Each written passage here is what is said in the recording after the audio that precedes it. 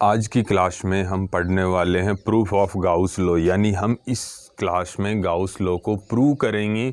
यानी कि हम दूसरे टाइप से बात करें कि हम कूलॉम लॉ की हेल्प से गाउस लॉ जनरेट करने वाले हैं।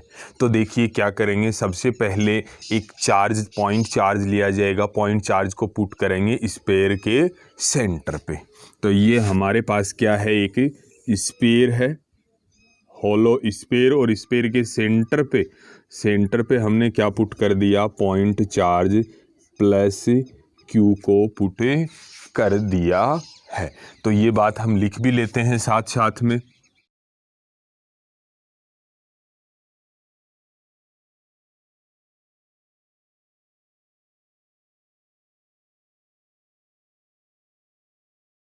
यानी कि हमारे पास क्या होगा, स्मॉल आर रेडियस का एक स्फीयर होगा।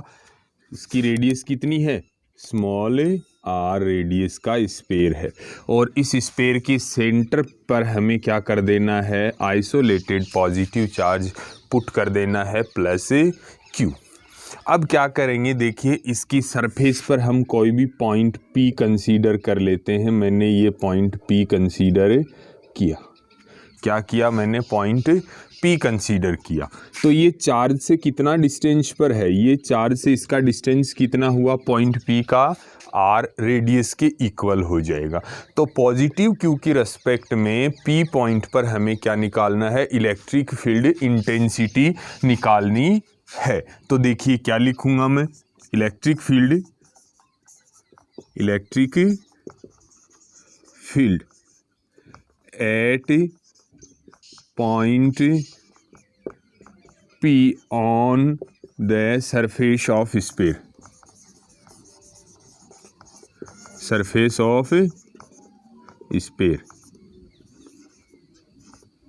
स्फीयर की सरफेस पे मैंने क्या कंसीडर किया, पॉइंट P कंसीडर किया, और पॉइंट P पर मैं क्या निकालने वाला हूँ, इलेक्ट्रिक फील्ड की वैल्यू निकालने वाला हूँ। E इक्वल्स टू क्या हो जाएगा, के क्यू अपॉन आर स्क्वायर हो जाएगा। इसको इक्वेशन नंबर फर्स्ट दे देंगे। देखिए के कांस्टेंट होता है, चार्ज कितना है, क्यू, चार्ज का मैग्नीट्यूड क्यू है, और अपॉन में डिस्टेंस का स्क्वायर। तो पॉइंट पी से और चार्ज की डिस्टेंस कितनी है, आर है, रेडियस के इक्वल है, तो ये रेडियस स्क्वायर आ जाएगा। तो अपन यहाँ तक की बात हमने करी। फिर हम क्या करते हैं, यहाँ पॉइंट पी पर एक एरिया एलिमेंट ले लेते हैं। यहाँ पर क्या करेंगे, हम एक एरिया का एलिमेंट ले लेंगे। उस एरिया एलिमेंट को हम डी एस से लिखेंगे। किससे लिखेंगे, स्मॉल एरिया पार्टिकल लिया जाएगा, कहाँ पे, on the surface of sphere. Sphere की सरफेस पे हम छोटा सा क्या ले लेंगे, एरिया पार्टिकल ले लिया जाएगा। और उस एरिया, ये वाला जो एरिया है, इस एरिया के थ्रू देखिए ये पॉजिटिव चार्ज है। पॉजिटिव चार्ज से क्या होती हैं, फील्ड लाइंस एमिट होती हैं, यहाँ से आउटर डायरेक्शन में फील्ड लाइंस होती हैं। तो ये जो एरिया है, इस एरिया के थ्रू जो भी फ्लक्स पास हो रही है उसकी वैल्यू निकाल रहे हैं हम। तो देखिए क्या होगा, सबसे पहले हमने क्या कंसीडर किया, एरिया पार्टिकल कंसीडर किया कि नहीं किया।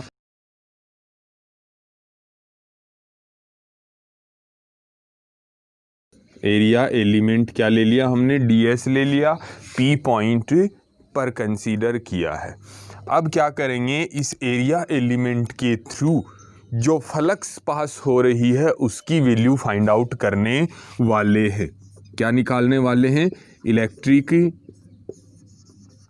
Flux over the area element. Area element के थ्रू जो भी फ्लक्स पास हो रही है उसकी वैल्यू फाइंड आउट करेंगे। तो देखिए एरिया एलिमेंट वाला हमने फ्लक्स की डेफिनेशन में टोटल 3 फॉर्मूले पढ़े थे। कितने फॉर्मूले पढ़े थे फ्लक्स डेफिनेशन के, 3। उसमें से सेकंड फॉर्मूला जो था वो किसका था, एलिमेंट के थ्रू फ्लक्स जो होती है, स्मॉल एलिमेंट से जो फ्लक्स होती है, स्मॉल एरिया से जो फ्लक्स होती है, वो D phi E equals to E vector dot D S vector होता है। इसको मैं क्या लिख सकता हूँ, E D S cos theta भी लिख सकता हूँ। E D S cos theta. यहाँ मैं क्या करूँगा, D phi E equals to क्या कर दूंगा, ई की वैल्यू पुट कर दूंगा। तो ई की वैल्यू क्या हो जाएगी, के क्यू अपॉन आर स्क्वायर, और ये हो जाएगा डी एस कॉस थीटा। उसके बाद अपन बात करें ये डी फाई ई, के क्यू को यहाँ रख लो और ये जो आर स्क्वायर है इसको यहाँ बाहर कर दो, D S cos theta upon R square. यहाँ तक की बात समझ में आई होगी आपको। अब देखिए मैं यहाँ क्या करने वाला हूँ, ये जो अपना एरिया एलिमेंट है ये सेंटर के साथ में क्या कंसीडर कर रहा है, यहाँ एंगल कंसीडर कर रहा है। क्या बनाएगा ये एरिया एलिमेंट, एंगल बनाएगा, यहाँ सॉलिड एंगल बनेगा। किसके साथ बनेगा सॉलिड एंगल, सरफेस का सेंटर के। ये क्या है, स्फीयर है। स्फीयर की सरफेस से क्या करेंगे हम, सेंटर को मिलाएंगे यहाँ पे, तो क्या बनेगा, एक सॉलिड एंगल बनेगा जिसको हम डी ओम से लिखते हैं। किससे लिखते हैं, ये सॉलिड एंगल। तो मैं यहाँ लिख देता हूँ, ये जो सॉलिड एंगल है, सॉलिड एंगल 11th में आपने पढ़ा होगा, एंगल दो टाइप्स के होते हैं, एंगल की डायमेंशन नहीं होती, हमने ये बात करी थी। SI यूनिट में हमने पढ़ा था 7 बेसिक यूनिट होती हैं और 2 सप्लीमेंट्री यूनिट होती हैं। सप्लीमेंट्री यूनिट में ये आया होगा एंगल और सॉलिड एंगल। तो यहाँ सॉलिड एंगल की बात करते हैं, तो ये स्मॉल सॉलिड एंगल है। कितना है, स्मॉल सॉलिड एंगल।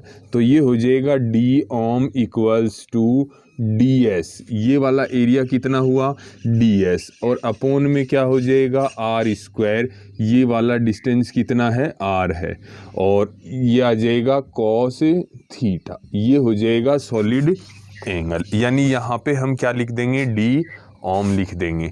तो क्या हो जाएगा, देखिए मैं ये थोड़ा सा ऊपर वाला मिटा देता हूँ एक बार के लिए। क्या हो जाएगा, D phi E equals to K Q, और यहाँ हो जाएगा डी ओम। उसके बाद अपन बात करते हैं कि ये तो क्या हुआ, जो एलिमेंट है उसके थ्रू जो पासिंग फ्लक्स है वो हुई। अगर हमें कंप्लीट फ्लक्स चाहिए तो हम क्या करेंगे, इंटीग्रेट करेंगे दोनों साइड का। इधर क्या कर देंगे, इंटीग्रेशन डी फाई ई, और इधर भी क्या हो जाएगा, के क्यू डी ओम हो जाएगा। ये बात थी। ये डी फाई ई क्या बन जाएगा, कंप्लीट फ्लक्स फाई बन जाएगा।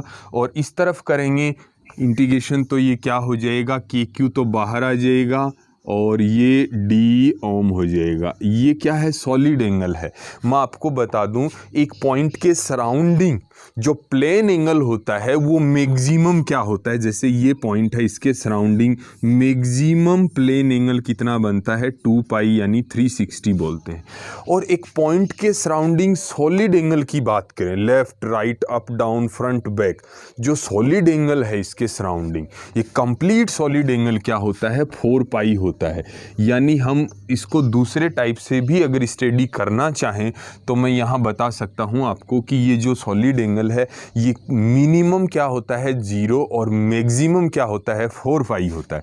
तो या तो आप ऐसे करो 0 to 4 पाई इसकी लिमिट लगा दो, 0 to 4 पाई क्या लगा दो, 0 to 4 पाई इसकी लिमिट लगा दो। फिर ये क्या हो जाएगा, phi E equals to K Q हो जाएगा। यहाँ इंटीग्रेशन क्या हो जाएगा, ओम, और 0 to 4 पाई। फिर क्या लिखेंगे, upper limit to lower limit लिखेंगे। तो ये क्या हो जाएगा, D phi E equals to K Q, और ये हो जाएगा 4 पाई माइनस 0। उसके बाद अपन बात करें, यहाँ के की वैल्यू पुट कर दो, के की जगह क्या कर दो, 1/4 पाई एप्सिलॉन नॉट। फिर क्या आ जाएगा, क्यू आ जाएगा। फिर क्या आ जाएगा, 4 पाई। 4 पाई से 4 पाई को कैंसिल कर दो, तो क्या बचेगा, phi E equals to Q upon epsilon naught. और ये क्या है, गाउस लॉ हुआ अपना।